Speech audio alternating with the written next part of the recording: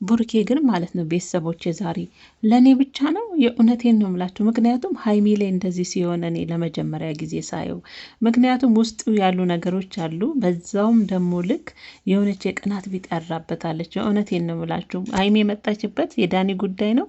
እሱ ግን ሀይሚን ዳኒ እንዴት እንደሚያቆላምጣት ነበር ሲናገር የነበረውና በዛውም አጋጣሚ ያው የቅናት ቢጤ ጫር ብላበታለች ብሩኬ። ዛሬ ግን ለእኔ ብቻ ይሁን አላቅም፣ ሀይሚ የእውነቴን ነው ብላችሁ በጣም ነው ያሳዘነች።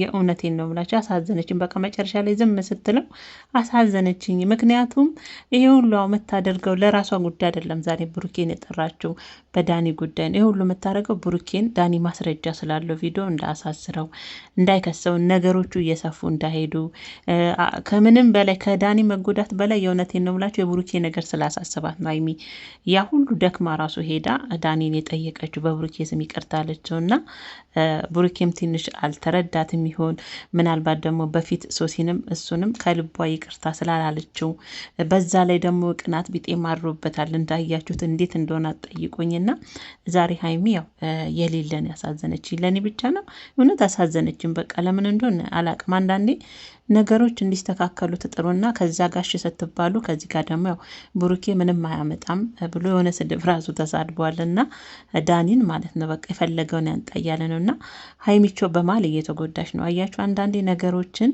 በፊቱን ይህን ፕራንክ በአጭሩ ቢቀጭና ይቅርታ ቢባባሉና ይህን ፕራንክ ቢያልፉት እንደዚህ ይሄ ሁሉ ደረጃ አይዳረሱም ነበር ብዬ ነው ማስበው። ቤተሰቦቼ ለዚህም ደረጃ አይደርስም ነበር ብዬ ነው ማስበው። ዳኒ በእርግጥ የእጁን ያገኘው ምክንያቱም ያልሆነበት ነው የገባው።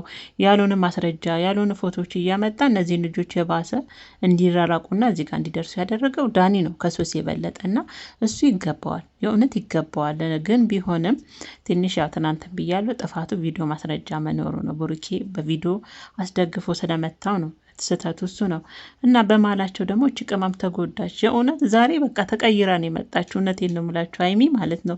በጣም ታሳዝን ነበር ፊቷ ላይ የምታዩት ምናምን ነገር በጣም ታሳዝን ነበር እና በዚህ አጋጣሚ ያው ሶሲንም እናመሰግናለን። በዚህ አጋጣሚ ሶሲን ሳያት አሁን ቤተሰቦች ትንሽ የሆነ ለሰው ክብር አለ። ሀይሚ የምጠራበት ቦታ የምትረዳት ነገር ምናምን የምታናግራት ነገር ምናምን ደስ ይለኛል። እውነት አክብራት ነው በቃ እንደ ታናሽ እህት አክብራት ነው የምትመልስላት መልስ ራሱ ረጋ ያለ ነው እና ሶሲ እናመሰግናለን። ብሩኬ ግን ያው ነገሩን አጠር አድርገ ሀይሚን ባታስከፋብን የእውነቴን ነው። በእርግጥ አዎ እንረዳሃለን።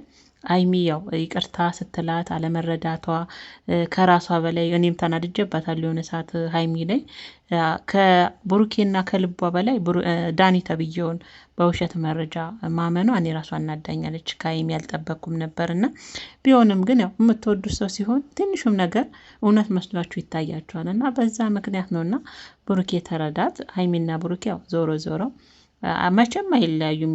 እውነቴን ነው ምላችሁ። ምክንያቱም እስቲ ብሩኬ ላይ ያለውን ሁኔታ ራሱ እዩ እስኪ። ዳኒ የኔ ቆንጆ ምናምን ስለሚላት ራሱ እሱ ጋደረውን ስሜት ይጫርበትን የቅናት መንፈስ ጭሮበታልና ያው ተለያይቶ አይለያዩም። ግን እንደዚህ አይነት ፕራንክ የስንት ሰውን ህይወት እንደበጠበጠ ብታዩ። ያልሆነ ፕራንክ ጥሩ አይደለም። እውነት ለብዙ ሰው አስተማሪ ነው ይሄ ነገር ብዬ ነው ማስበውና ከዛውም ቀጥሎ ደግሞ ነገሮችን ባጭሩ መቅጨት እዚህ ደረጃ አዳርስም ነበር። በይቅርታ ሁሉን ነገር ቢያልፉት ሀይሚም ይቅርታ ተቀብላሽ ብላ ፈገግ ብላ ብታልፍ ሁሉን ነገር በእርግጥ ብሩክ ያደረገው ነገር ልክ ነው እያልኩ አይደለም። ግን ደግሞ ተሳሳተ ለሁለተኛ እንዳይደገም አስተምሮ ይህን ነገር መዝጋት ነበር በፊት።